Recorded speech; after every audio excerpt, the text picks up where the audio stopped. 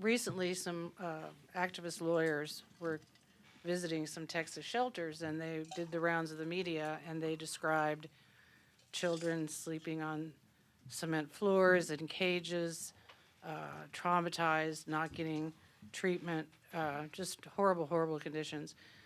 And so I know you've discussed it somewhat, but I wonder how they have access, because that's not easy, and how they come up with these descriptions. And secondly, there's a lot of criticism about them being for-profit detention centers, that somehow the people who are running these centers are making money. And there's, in fact, a walkout today by the employees of a Wayfair home business who walked out because they were selling beds to these centers. If I could just, before moving it on, I think a lot of the misunderstanding is that ICE detention facilities are one thing. The Border Patrol is holding some of these kids until they can be transferred. That's the Border Patrol itself, and in fact, the agents themselves are going to Costco and buying stuff with their own money. So in other words, these are two completely different things. The sort of cages stuff, which is chain link fence is what it is, those are, as I understand it, for the most part, Border Patrol holding areas where the kids are supposed to be transferred into shelters. If I could, whatever, and it's actually a very good question, and I'm reminded of the story that Abraham Lincoln used to tell about the preacher who was out on a ride and found himself in a storm, and he took shelter under a tree, and all of a sudden, lightning struck the tree, and he fell to his knees, and he said, "A little bit more light, Lord, and a little bit less noise," which I think actually, is essential in this particular instance.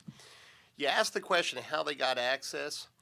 Those attorneys, as I understand it, and again, there's a lot more noise than there is light on this, but I believe that they were attorneys who were allowed to have access to the children under the Flores Settlement Agreement. I don't believe that they actually went into the facilities, but rather based what they said on the interviews that they had with the children. Now, I may be wrong about that, but that's how I understand that occurred. But I can tell you that I was the judge who had jurisdiction over the Burks Family Shelter.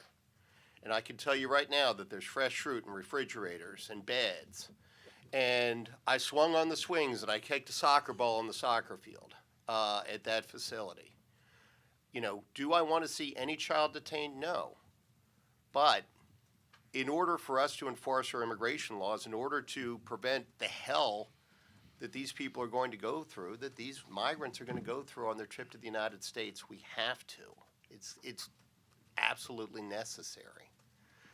And with respect to the not wanting to sell beds to these places, if you're complaining that they don't have proper facilities, how is not selling beds going to help?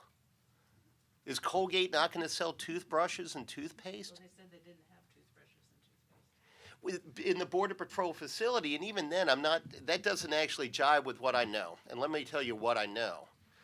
When I was in Yuma, Arizona in January, I was told the Border Patrol was going to need $1.2 million for humanitarian aid. A lot of these folks show up sick.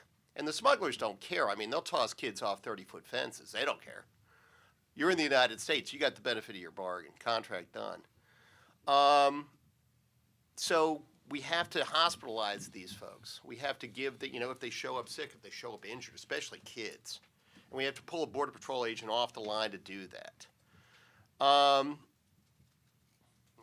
They're paying for diapers. They're paying for formula for these facilities. Again, as Mark alluded to, and I can't underscore this enough, by law, they can't be placed with the sponsor in the United States until they go to HHS.